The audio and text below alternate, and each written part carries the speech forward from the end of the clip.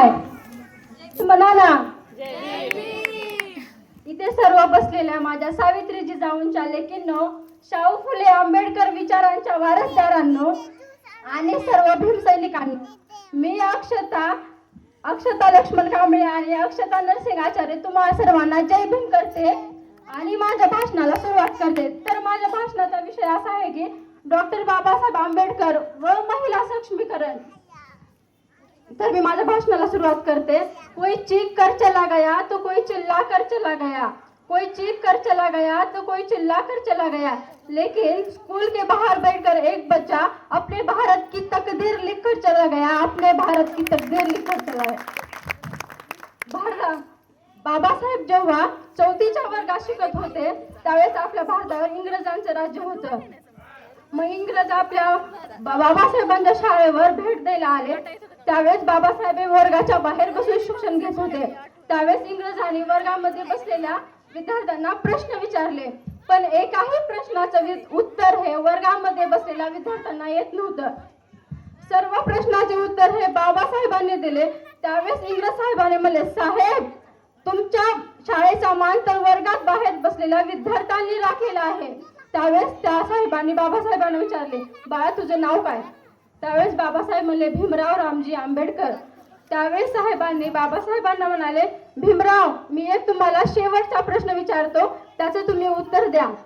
त्यावेळेस साहेबांनी बाबासाहेबांना प्रश्न विचारला, या पृथ्वीपासून सर्वात लांबचा ग्रह कोणता? त्यावेळेस बाबासाहेब म्हणाले, साहेब या पृथ्वीपासून मला लांबचा ग्रह कोणता हे तर माहित नाही, पण वर्गात ठेवलेला पाण्याचा माठ माझ्यापासून सर्वात लांबचा ग्रह आहे, सर्वात लांबचा ग्रह आहे. तुम्हीच विचार करा, बाबासाहेब अशा परिस्थितीतून शिक्षण घेत होते. बाबासाहेबांचे शिक्षण हे अमेरिकेच्या सर्वोत्कृष्ट विद्यापीठातून म्हणजेच कोलंबिया विद्यापीठामधून त्यांनी शिक्षण घेऊन भारतामध्ये परत आले.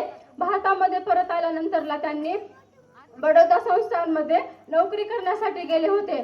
ज्यावेळेस त्यांनी नोकरी करण्यासाठी बडोदा संस्थानमध्ये गेले त्यावेळेस त्यांच्या रूम मध्ये कधी चहाचा ग्लास पाण्याचा ग्लास गेलेला नाही, कारण तिथल्या लोकांना माहीत झाले की हा अस्पृश्य आहे, दलित समाजाचा आहे, दुसऱ्या जातीचा आहे. त्यावेळेस त्या बाबासाहेबांना मध्यरात्री तिथून हाकलून देण्यात आले. बाबासाहेबांकडे कोणत्याच प्रश्नाचे उत्तर नव्हते. बाबासाहेब त्यावेळी बाहेर आले आणि एका झाडाखाली शांत बसून विचार करू लागले, अरे मी तर इतके सूट बूट घालून टाय घालून कोटामध्ये फिरतो तर माझ्यावर एवढे अन्याय होतात. माझे गोरगरीब तर साधे आहे, सरळ आहे, त्यांच्यावर काय होत असेल?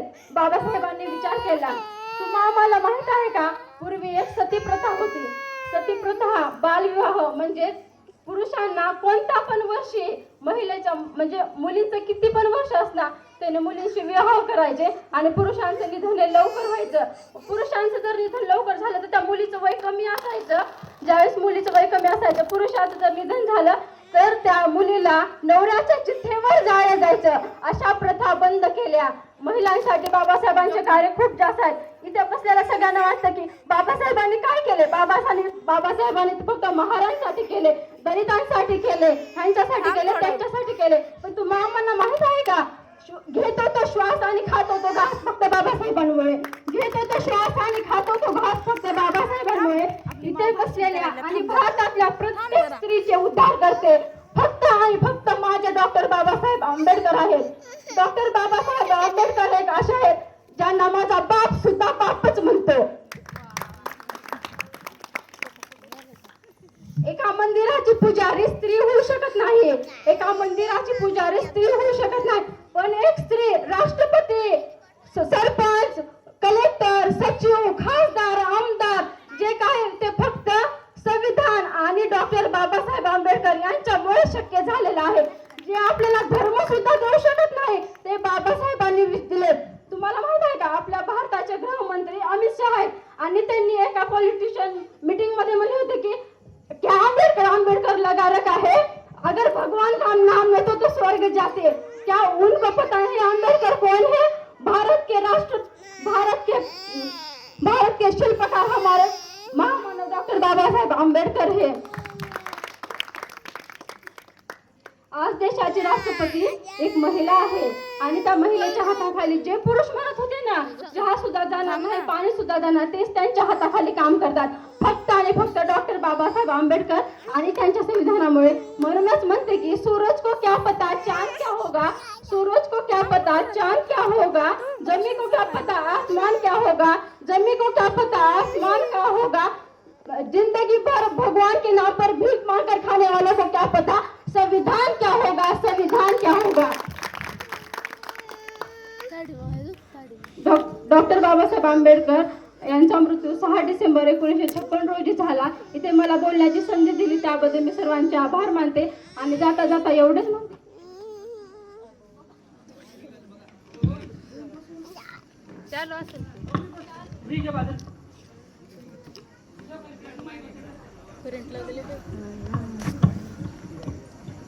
Sorry for that.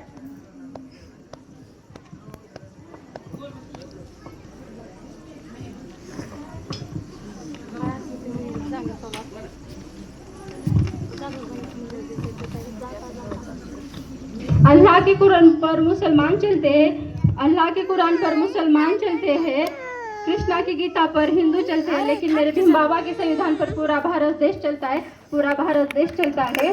त्यावेळेसची परिस्थिती वेगळी होती, पण आताची परिस्थिती अशी आहे की बाटली बैलगाडी आज तुमच्या स्पर्शाने मिठाय कोट घालून आता चाललो विमानात.